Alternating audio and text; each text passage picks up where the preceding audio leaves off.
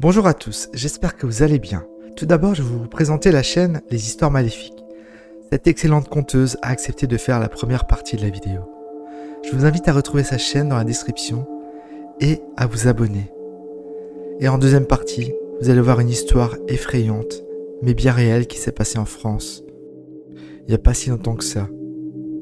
Une histoire qui, vous allez le voir, est bien pire que la fiction.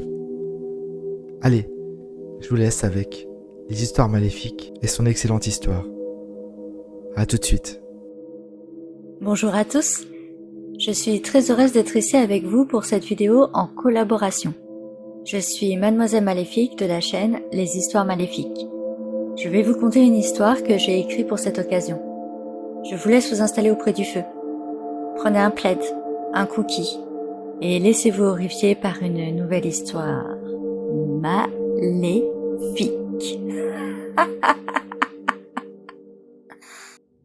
Elisabeth était une quarantenaire un peu perdue dans la vie. Elle avait grandi dans une famille très pieuse, à la limite du sectarisme. Toute petite, elle fut plongée dans un milieu trop croyant pour une âme d'enfant innocente. Elle n'échappa à aucune règle. Chorale, fête religieuse, camp d'été consacré à la lecture du livre sacré. Elle devint une enfant attentive à son prochain, toujours à l'écoute de ses parents et de la communauté. Cependant, le jour de ses 16 ans, elle se rebella. Crise d'adolescence ou besoin de reconnaissance, elle décida de claquer la porte et de mener sa propre existence comme elle l'entendait. Ses parents durent utiliser 1000 subterfuges pour la retrouver, et quand ils y parvinrent, il était déjà trop tard. En moins d'1 an, Elisabeth était tombée dans l'enfer de la drogue. De jeune fille bien sous tout rapport, elle était devenue junkie maltraitée par les autres. Amaigrie, malade et sale, vivant dans un squat bien connu des services de police, où l'argent était roi. La mère d'Elisabeth mit la main à la poche pour récupérer sa fille, et c'est lors d'un matin froid et brumeux que la jeune femme fut tirée de cet endroit par 2 grands hommes habillés tous de noir. Quelques mois passèrent et rien ne changea. Elisabeth, enfermée dans la maison de ses parents, passait ses journées à marcher telle une âme en peine. Totalement en manque, elle passait par des crises de colère qui tétanisaient sa mère. Cette dernière, certaine d'avoir à faire face à un démon qui aurait pris possession de son enfant, en référa aussitôt aux plus hautes instances. Rendez-vous fut pris pour une séance d'exorcisme. 3 jours et 3 nuits. 3 jours et 3 nuits de pure torture pour la jeune fille. Attachée à son lit, sans boire ni manger, hurlant de rage face à l'homme de culte qui ne cessait de réciter des passages sacrés. Elle se débattait, pleurait. Parfois elle tentait d'arracher ses liens avec ses dents. Sa mère assistait à tout dans un coin de la chambre, priant et hurlant à sa fille que le démon devait partir, qu'elle ne laisserait pas sa fille aux mains de cette entité maléfique, qu'elle lui trancherait le cou si le malin ne s'en allait pas. Au 4e jour, de guerre lasse, Elisabeth décida de mourir. Elle ne fit plus un geste, se tut et attendit, les yeux fermés, que la mort vienne enfin la délivrer. L'homme de foi prit ça pour une victoire et indiqua à la mère d'Elisabeth que le diable avait enfin quitté sa fille. Les années passèrent et la jeune fille devint à son tour femme. Elle épousa Mathieu, un homme qui avait grandi dans les mêmes conditions qu'elle autrefois. Très pieux, tous deux décidèrent très vite de se marier pour céder à l'envie de la chair, et de cette union naquit Marie, une jolie poupée de presque 3 kilos. La joie fut de courte durée cependant, car au fur et à mesure que Marie grandissait, cette petite tête blonde n'avait que faire des bondieuseries que sa maman tentait de lui inculquer. Elle était espiègle et curieuse de la vie, et c'est à l'âge de 5 ans que Marie exprima son envie d'aller à l'école, comme tous les autres enfants qu'elle rencontrait au parc de jeux. Cela interpella Elisabeth. Ce n'était pas normal que sa propre fille décide d'une chose aussi importante pour elle, alors qu'elle était si jeune. Cela ne pouvait être que l'idée d'une autre personne. C'est à ce moment-là précis qu'Elisabeth observa sa fille. Chaque fait et geste, chaque parole, chaque respiration de l'enfant, tout était décortiqué et analysé.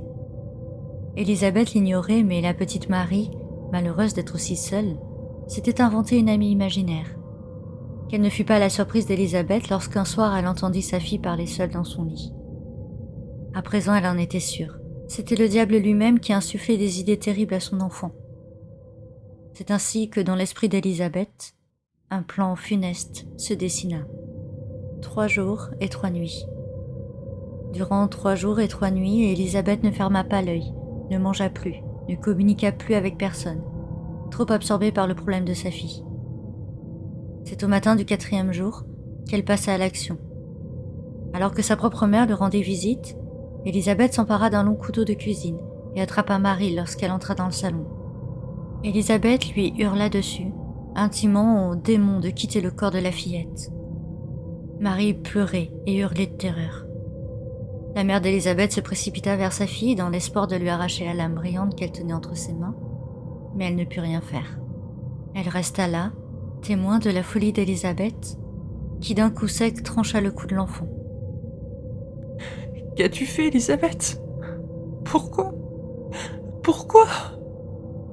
Élisabeth regarda sa mère et sourit.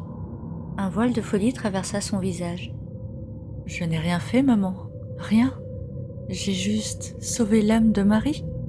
J'ai juste tué le démon qui était en elle. Comme tu me l'as dit bien des années avant. Je te trancherai le cou si le malin ne s'en va pas. Et tu avais raison. C'est bien le meilleur moyen de s'en débarrasser, non ? »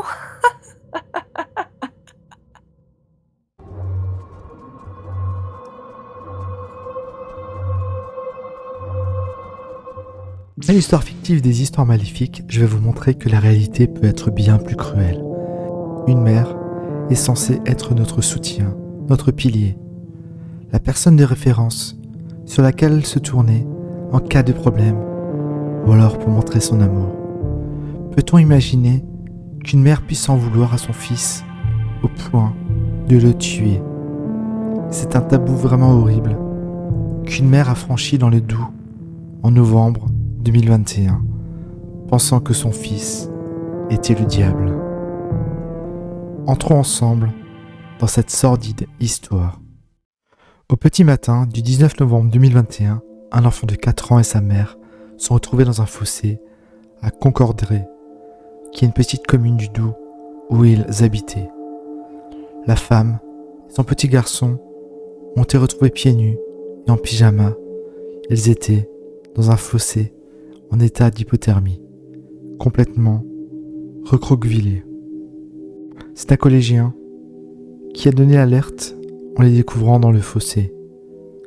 L'enfant présentait des traces de traumatisme au niveau du visage et des traces de strangulation au niveau du cou, a déclaré le procureur de la République de Besançon, Étienne Manteau, au cours d'une conférence de presse.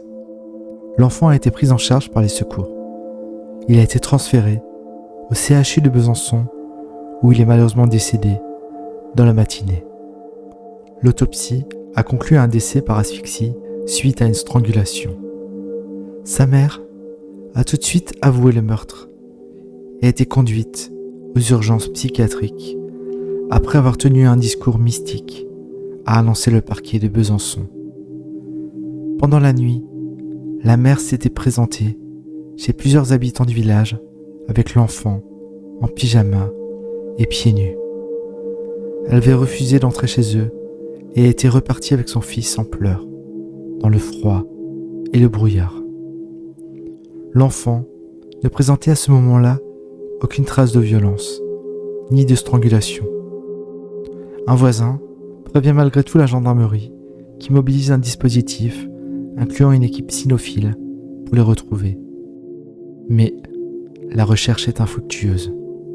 Le père, âgé de 35 ans, a également été placé en garde à vue. La mère du petit garçon, quant à elle, a été rapidement orientée vers un institut médico-légal où un médecin jugeait son état incompatible avec une audition en garde à vue. La femme, de 35 ans, avait un comportement particulièrement agité, selon le procureur. Devant le médecin, la mère a tenu des propos assez délirants, à connotation mystique. Elle a notamment affirmé que son enfant était le diable et qu'elle l'avait étranglé. La mère a ensuite été conduite aux urgences psychiatriques pour une évaluation de son état de santé, qui qui déterminera sa capacité à être présenté à un magistrat instructeur. Le procureur Étienne Bateau déclare À cette heure, je n'ai pas d'éléments laissant penser que monsieur a joué un rôle dans les blessures supportées par l'enfant. Selon l'enquête de voisinage réalisée par la gendarmerie, aucun signalement de problème psychiatrique n'avait été enregistré concernant cette femme, décrite comme joviale et impulsive par ses voisins, et capable de débordements qui avaient inquiété. Les investigations ont été confiées à la compagnie de gendarmerie de Besançon. Selon l'Est républicain, le grand-père maternel de la victime a reçu un appel de sa fille dans la nuit, à 3h15. Elle lui confiait que son mari voulait la tuer et qu'elle pensait être empoisonnée dans son alimentation. Elle quitte dans la foulée son domicile en pyjama et pieds nus, avec son enfant dans les bras, et part sonner chez au moins 2 voisins. Ces derniers lui proposent d'entrer se réchauffer, mais elle refuse, se contentant de répéter « C'est François », le prénom de son conjoint, et disparaît dans la nuit. Cette histoire est vraiment glaçante et malheureusement vraie. Comme quoi, la réalité dépasse souvent la fiction. Mais pour moi, clairement, il n'y a pas de paranormal dans cette histoire. C'est tout simplement une femme qui avait des soucis psychiatriques et qui malheureusement l'a amené à tuer son propre enfant. Je vous dis à bientôt pour une prochaine vidéo. Prenez soin de vous. Ciao ciao.